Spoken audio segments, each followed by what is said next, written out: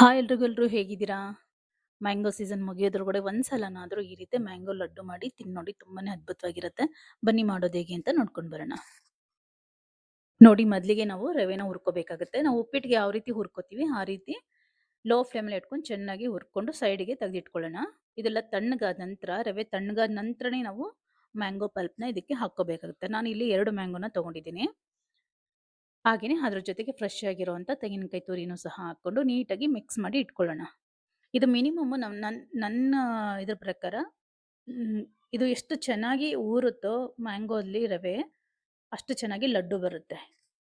ಇದನ್ನ ನೀಟಾಗಿ ಮಿಕ್ಸ್ ಮಾಡಿ ಮಿನಿಮಮ್ ಒಂದು 15 20 ನಿಮಿಷ ಇದನ್ನ ನೆನಿಲಿಕ್ಕೆ ಬಿಡಬೇಕು. ಮ್ಯಾಂಗೋ ಇದರಲ್ಲೇ ಅದು ನೆನಿಬೇಕು ಚೆನ್ನಾಗಿ ರವೆ. ಆವಾಗಲೇ ಅದು ಆ ಫ್ಲೇವರ್ನೆಲ್ಲ ಇಟ್ಕೊಂಡು ಚೆನ್ನಾಗಿ ಟೇಸ್ಟಿಯಾಗಿ ಬರುತ್ತೆ. ಕಮ್ಮಿ ಅಂದ್ರೂ 15 20 ನಿಮಿಷ ನೆನೆಯೋದಕ್ಕೆ ಬಿಡಬೇಕಿದನ್ನ. ನಂತರ ನಾವು ಲಡ್ಡುನ ಮಾಡ್ಕೋಬೇಕಾಗತ್ತೆ. ನೋಡಿ ಈ ಅದಕ್ಕೆ ಇರಬೇಕು. ಇದನ್ನ ತೆಗೆದು ಸೈಡ್‌ಗೆ ಇಟ್ಕೊಂಡು ಒಂದು 20 ಮಿನಿಟ್ಸ್ ಆದ ನಂತರ ನಾವು ಇದನ್ನ ಮಾಡ್ಕೊಳ್ಳೋಣ. ಅಷ್ಟರಲ್ಲಿ ನಾವು ಟೇಸ್ಟ್‌ಗೆ ತಕ್ಕಂಗೆ ಶುಗರ್ ನಿಮಗೆ ಸ್ವೀಟ್ ಹೇಗೆ ತಿಂತೀರೋ ಹಂಗೆ ನೋಡ್ಕೊಂಡು ಒಂದು ಶುಗರು ಮತ್ತೆ ಒಂದು ಏಲಕ್ಕಿನ ಹಾಕೊಂಡು ಪೌಡರ್ ಮಾಡಿ ಇಟ್ಕೊಂಡ್ಬಿಡೋಣ.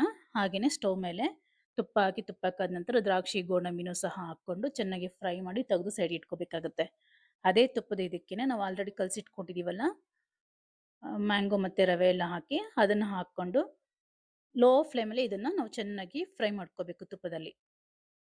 ಹೈ ಫ್ಲೇಮಲ್ಲಿ ಇಟ್ಕೊಳ್ಳೋಕೆ ಹೋಗಬಾರ್ದು. ಲೋ ಫ್ಲೇಮಲ್ಲಿ ಇಟ್ಕೊಂಡ್ರೆ ನಿಮಗೆ ಅದು ಉದುರಾಗಿ ನಿಮಗೆ ಲಡ್ಡು ಥರ ಬರಬೇಕು ಅಂದರೆ ಲೋ ಫ್ಲೇಮಲ್ಲಿ ಇಟ್ಕೊಂಡು ಇದನ್ನು ಸಹ ಕಮ್ಮಿ ಅಂದರೂ ಒಂದು 10 ರಿಂದ 15 ನಿಮಿಷ ಟೈಮ್ ತಗೊಳುತ್ತೆ ಇದು. ಸ್ವಲ್ಪ ಟೈಮ್‌ನ ತಗೊಳುತ್ತೆ. ನಿಮಗೆ ಟೇಸ್ಟಿಯಾಗಿ ಚೆನ್ನಾಗಿ ಬರಬೇಕು ಅಂದರೆ ಒಂದು 10 ರಿಂದ 15 ನಿಮಿಷ ಟೈಮ್ ತಗೊಳುತ್ತೆ. ಚೆನ್ನಾಗಿ ಇದನ್ನ ಫ್ರೈ ಮಾಡ್ಕೋಬೇಕಾಗತ್ತೆ. ಒಂದು 50% ಆದ ನಂತರ ಇಲ್ಲಿ ಡ್ರೈ ಕೋಕೋನಟ್ ಪೌಡರ್‌ನ ಹಾಕ್ಕೊಳ್ತಾ ಇದ್ದೀನಿ ಸ್ವಲ್ಪ. ಇದು ಹಾಕೋದ್ರಿಂದ ಇನ್ನೂ ಸ್ವಲ್ಪ ಚೆನ್ನಾಗಿ ಬರುತ್ತೆ. ಹಾಗಾಗಿ ಇದು ಆಪ್ಷನಲ್ ಬೇಕು ಅಂದ್ರೆ ಹಾಕೋಬಹುದು ಅಥವಾ ಸ್ಕಿಪ್ ಆದ್ರೂ ಮಾಡ್ಕೋಬಹುದು. ನೋಡಿ ಈಗ ಆಲ್ಮೋಸ್ಟ್ ಆಗಿದೆ. ಈಗ ಸ್ಟವ್ ಆಫ್ ಮಾಡ್ಕೊಂಡು ಸೈಡ್ ಇಟ್ಕೊಂಡ್ಬಿಡೋಣ. ಯಾವುದೇ ಕಾರಣಕ್ಕೂ ನಾವು ಶುಗರ್ ಹಾಕುವಾಗ ಇದು ಸ್ಟವ್ ಮೇಲೆ ಇರಬಾರ್ದು.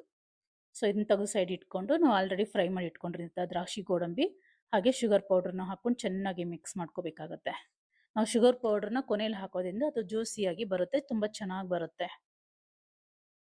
ಈ ರೀತಿ ಚೆನ್ನಾಗಿ ಮಿಕ್ಸ್ ಮಾಡ್ಕೊಂಡು ನಂತರ ನಮಗೆ ಯಾವ ಸೈಜ್ ಬೇಕೋ ಆ ಸೈಜ್‌ಗೆ ನಾವು ಲಡ್ಡುನ ಮಾಡ್ಕೊಳ್ಳೋದು. ತುಂಬಾನೇ ರುಚಿಯಾಗುತ್ತೆ. ಖಂಡಿತ ಒಂದ್ಸಲ ಟ್ರೈ ಮಾಡಿ ನೋಡಿ.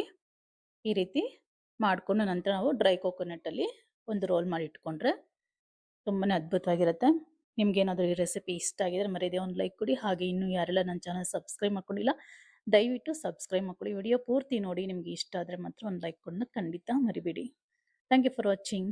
ಬಾಯ್.